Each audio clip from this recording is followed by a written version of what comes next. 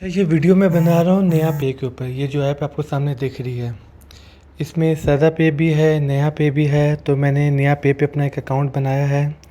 तो पर्पज़ आपको ये समझाना है कि कौन कौन लोग नया पे अकाउंट बना सकते हैं और मैंने क्यों बनाया, इसका रीज़न बताता हूँ।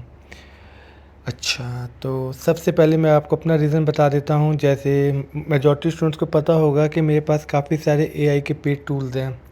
अभी जैसे रिसेंटली मेरी तकरीबन ये 6141 ये चैट जीपीटी के डिडक्ट हुए। इसके अलावा अगर मैं नया पे जाऊँ तो आपको दिखाता हूँ इसके अंदर जो ट्रांजैक्शंस मेरी भी हुई है रिसेंटली। ट्रांजैक्शंस कहाँ पे शो होंगी?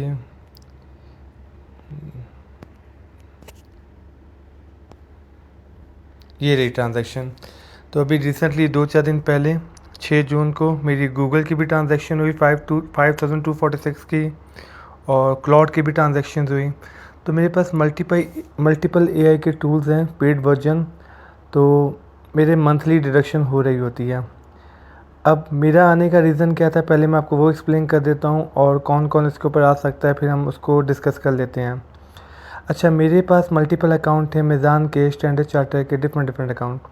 अब नॉर्मली आपको पता है $20 चार्ज किया जाता है जब भी आप कोई एआई टूल लेते हैं। आप चाहे जेमिनी का ले रहे हैं, आप चाहे चैट जीपीटी का ले रहे हैं, उसके पैसे बन जाते हैं 5600 5700 समथिंग बन जाते हैं। अब प्रॉब्लम ये है, जब आप पाकिस्तानी बैंक से पे कर रहे होते हैं तो वो रुपीज़ से डॉलर में कन्वर्जेंट होती है। फिर सेल टैक्स आप पे करें, मल्टीपल टैक्सेस होते हैं। अब जैसे चैट जीपीटी पे देखें, इसने 6141 रुपये तकरीबन 6200 रुपीज़ मुझसे चार्ज कर लिया। इससे गूगल भी मुझसे 6300 6400 चार्ज करता था। ओरिजिनल पैसे होते थे 5600 5700 समथिंग। बाकी टैक्सेस वगैरह मिला के, कन्वर्जन चार्जेस मिला के, ये सब कुछ मिला जुला के 500-600 रुपये एक्स्ट्रा चार्ज कर लेता है। अच्छा, नया पे अकाउंट बनाने का बेनिफिट मुझे ये होता है कि इसमें कुछ टैक्सेस में छूट मिल जाती है आपको, और जो 18% सेल टैक्स वगैरह उस पर भी आपको रियायत मिल जाती है। तो टेक्निकली आप समझें कि अगर आपने पे करना है तो 300-400 रुपये पर ट्रांजैक्शन आपके बच जाते हैं। तो अगर मेरे पास 4 से 5 एआई टूल्स है और सब पे अगर मैं 500-500 रुपये सेव कर लूँ तो तकरीबन मंथली 2500 सेव हो जाता है, साल का 30,000 रुपये सेव हो जाता है। अमाउंट बहुत बड़ी नहीं है, लेकिन पॉइंट ये है कि अगर आप एक अमाउंट सेव कर सकते हैं तो उसको कर लेना चाहिए। खामा में एक्स्ट्रा क्यों पे कर रहे हैं? तो मेरा जो एक रीज़न था नया पे आने का, वो ये है कि मेरी बहुत सारी इंटरनेशनल पेमेंट्स होती हैं डिफरेंट सॉफ्टवेयर्स की, डिफरेंट एआई टूल्स की। क्योंकि मैंने स्मार्ट पीएलएस भी परचेज़ किया हुआ है, डिफरेंट सॉफ्टवेयर परचेज़ किए हुए हैं। तो मुझे बहुत सारी इंटरनेशनल पेमेंट्स करनी होती हैं। तो लोकल कार्ड से बेहतर है कि मैं नया पे से पे कर दूं। इससे मेरे कन्वर्जन चार्जेस और जो थोड़े बहुत एक्स्ट्रा टैक्सेस हैं वो मेरे बच जाएंगे। तो एक तो ये बेनिफिट हो जाता है। अब सवाल ये, नया पे है क्या, इसका आईडी कैसे बनेगा? बहुत आसान काम है। आप नया पे की ऐप डाउनलोड कर लें, अपनी तमाम इन्फॉर्मेशन डालें। जैसे मैंने यहाँ पे अपनी तमाम इन्फॉर्मेशन ऐड की हुई है। आपसे आपका नादरा कहने से कार्ड मांगेगा, फिंगरप्रिंट्स आपके स्कैन करेगा। जिस तरह आपका बैंक में अकाउंट बनता है इसी तरह आपका बैंक में एक पूरा अकाउंट बनेगा, और आपने उसी को लेकर चलना है। तो जब तक आप अपनी वेरिफिकेशन नहीं करवा लेते तब तक ये अकाउंट नहीं बनाएगा पूरे का पूरा। तो नादरा का रिक्वायरमेंट, एड्रेस वगैरह सारी चीज़ें आपसे मांगेगा। एक दफ़ा आपका अकाउंट बन गया, उसके बाद लेफ़्ट पे देखें, यहाँ पे एक ऑप्शन कार्ड का दिया हुआ है। आप अपना एक डेबिट कार्ड बनवा सकते हैं, जैसे हम किसी बैंक का डेबिट कार्ड बनवाते हैं। अच्छा, डेबिट कार्ड के भी वही ऑप्शन है। इसमें 2-3 ऑप्शन है डेबिट कार्ड के, तो मैं आपको दिखा भी देता हूँ इसके अंदर। तो आप अपना डेबिट कार्ड बनवा लें। अब जैसे मेरा बैलेंस दिखा रहा है 3769। अब मैं समझाता हूँ इसमें हो क्या रहा है। मैंने अपने अकाउंट के अंदर 15 से 20 हज़ार रुपये ऐड करवाए, मतलब अपने जो नॉर्मल बैंक अकाउंट है। जैसे ही मैंने नया पे एक आईडी बनाया था तो इसका एक अकाउंट नंबर मुझे मिल जाएगा, इसका एक डेबिट कार्ड नंबर मुझे मिल जाएगा। उसके बाद मतलब समझें, जैसे हम बैंक में अकाउंट बनाते हैं तो हमें एक अकाउंट नंबर मिल जाता है, एक डेबिट कार्ड मिलता है, एक डेबिट कार्ड अकाउंट नंबर मिल जाता है। इसी तरह नया पे भी मुझे एक अकाउंट नंबर मिल जाएगा। ठीक है। अच्छा, जब आप डेबिट कार्ड के लिए अप्लाई करेंगे ना, तो वो debit card I think bank में 300 रुपये होने चाहिए। वो चार्जेस नहीं है अकाउंट बनाने के, लेकिन इसका बेनिफिट ये होगा आपको, मतलब इसकी रिक्वायरमेंट है कि आपके अकाउंट में कम से कम 300 रुपये होंगे तो आप कार्ड के लिए अप्लाई कर सकते हैं, अदरवाइज़ आप कार्ड के लिए अप्लाई नहीं कर सकते। तो मैंने क्या किया, अपने जो मेरा मीज़ान बैंक था उससे मैंने ट्रांसफ़र किए पैसे 15-16 हज़ार रुपये, मिनिमम रिक्वायरमेंट 300 रुपये की थी, और मैंने कार्ड के लिए अप्लाई कर दिया। यहाँ पे हम क्लिक करेंगे, यहाँ पे हम जाएंगे तो यहाँ पे कार्ड के लिए हमें अप्लाई करना होता है, तो हम कार्ड के लिए अप्लाई कर सकते हैं। अच्छा, इन्होंने मुझे कार्ड दे दिया, ये वीज़ा कार्ड, ठीक है, जिसके एंड के 4 डिजिट है 8580। आपको पता होगा जैसे आपको भी डेबिट कार्ड मिले होंगे उसमें 12-14 डिजिट होते हैं, तो वो डिजिट आपको भी मिल जाएंगे। तो मुझे कार्ड दे दिया उन्होंने, मैंने फिर बैंक से 15,000 रुपये ट्रांसफ़र कर दिए।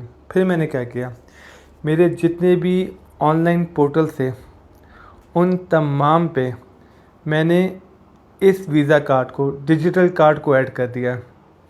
इसका फ़ायदा मुझे क्या है, मेरी जितनी भी पेमेंट्स डिडक्ट होंगी वो इस कार्ड से डिडक्ट होंगी।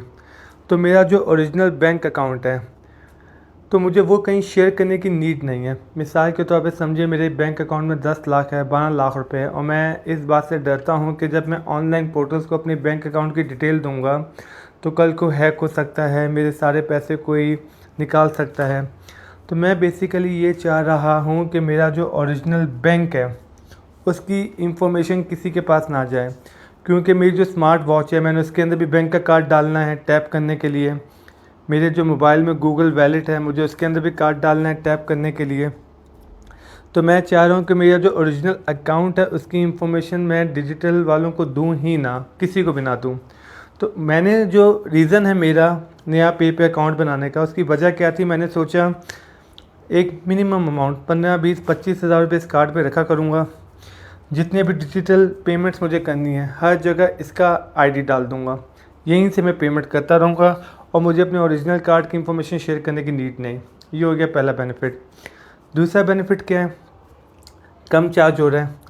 जो मैं नॉर्मल बैंक से चार्ज करूँगा उसके मुकाबले में ये चार्ज कम कर रहा है, तो 2 बेनिफिट है, एक तो पैसे भी कम ले रहा है, दूसरा ये कि ओरिजिनल कार्ड की इंफॉर्मेशन मुझे शेयर करने की नीड नहीं है। अब बाकी लोग उसको कैसे यूज़ कर सकते हैं, माने आपका कोई छोटा भाई है, छोटी बहन है, कोई बेटा बेटी है, आप उसका बैंक में अकाउंट नहीं बनाना चाह रहे लेकिन आप उसको एक डेबिट कार्ड देना चाह रहे हैं जो वो यूज़ कर सके, तो नॉर्मली एक सब्सिडी कार्ड का ऑप्शन होता है, लेकिन वो भी बैंक 1 या 2 अलाउ करता है।